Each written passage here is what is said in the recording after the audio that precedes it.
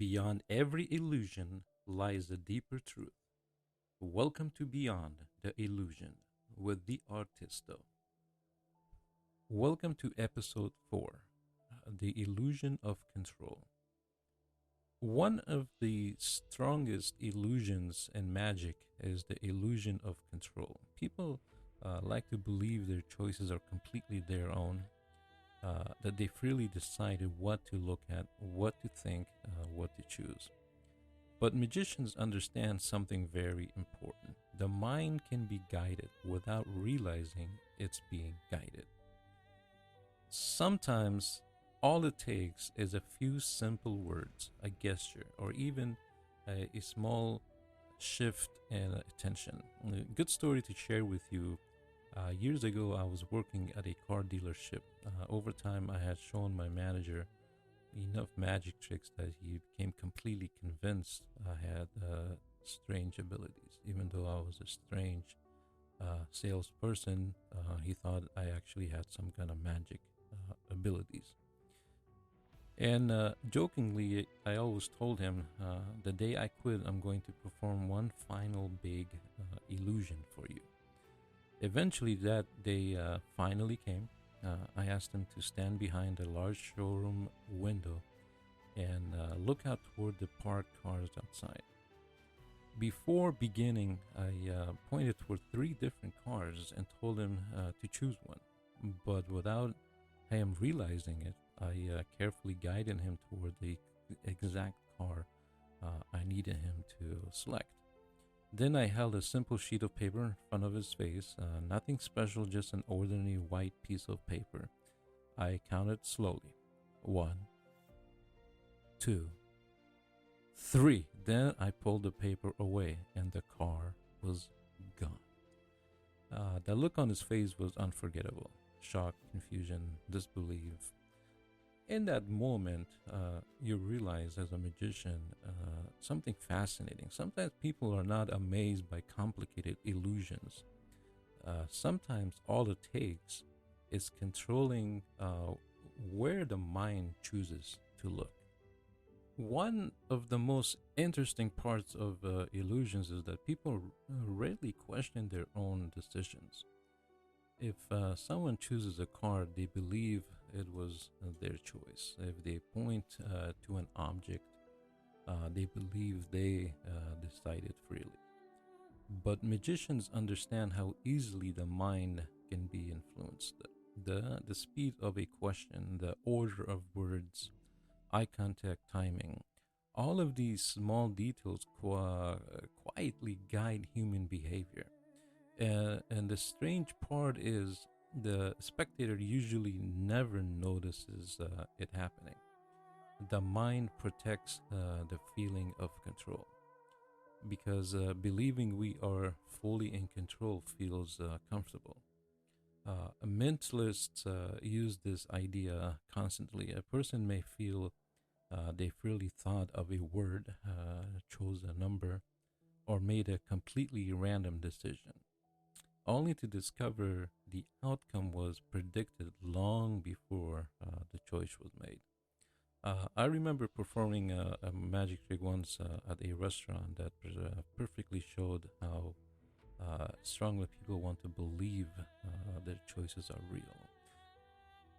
My girlfriend at the time had stepped away to the restroom for a few minutes. While she was gone, I secretly placed a playing card underneath her plate. When she returned, we talked for a little, well before I casually said, "What's the rush? Let me show you a trick." She looked at me, smirked, and said, "Oh, great, another one. Okay, let's see it." I pulled out the cards out of the deck and I riffled them through and showed them to her that it's all different cards, all 52 cards different, to tell me to stop, and for her to pick a card. So while I was doing that, she tells me to stop, and I pulled out the card and showed it to her. She looked at it and I said, "Look at it, remember, don't show it to me. Place it back inside the deck of the card and watch as the magic happens." She Said, okay, I placed the deck of cards in the box and placed the box back into my pocket. I said, you know, the funny part is that this card refuses to stay inside the car, wants to travel out, doesn't like to be inside the box. She's like, what do you mean? I said, well, look under the plate. She lifts up her plate, and the card was there. It was a card.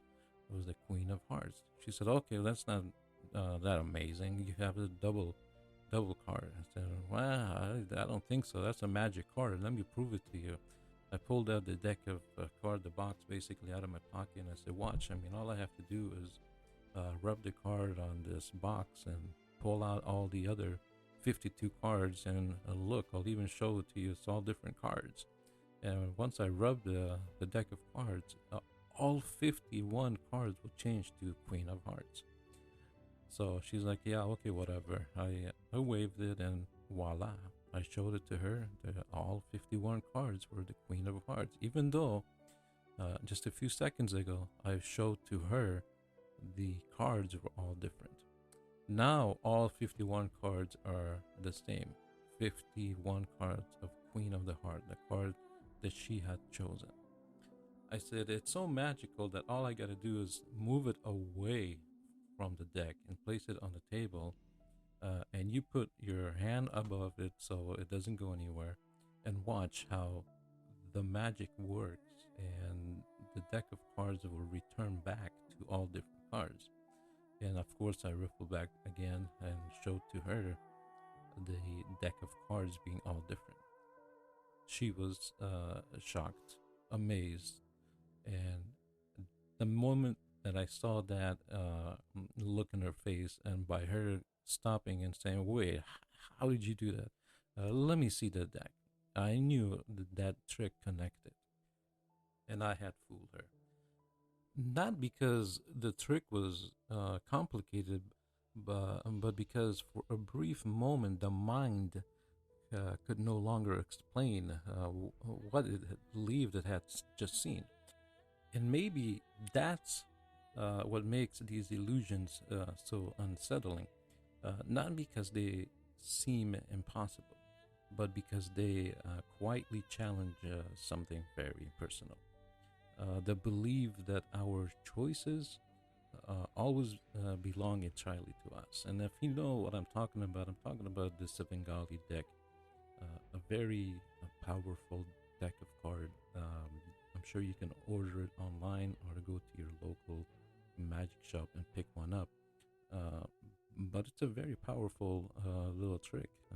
You can do over 20, 30 tricks with it, make up your own tricks. Example like what I just did. So it's worth buying if you know what I'm talking about.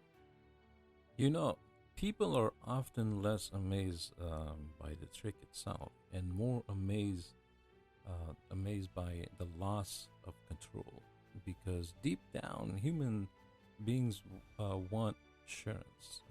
We want to believe we understand what's happening, that our choices are real. Then illusion enters the picture.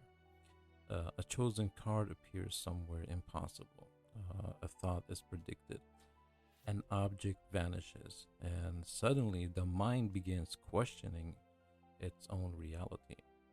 Uh, that's what makes great magic feel powerful, not only because it surprises people, but because it quietly challenges the feeling of control itself. For a brief moment, the impossible feels possible. One thing I noticed over the years is that after almost every illusion, people immediately try to explain it. That they inspect objects, search for hidden secrets, try to create what they just experienced. And honestly, that reaction has always fascinated me.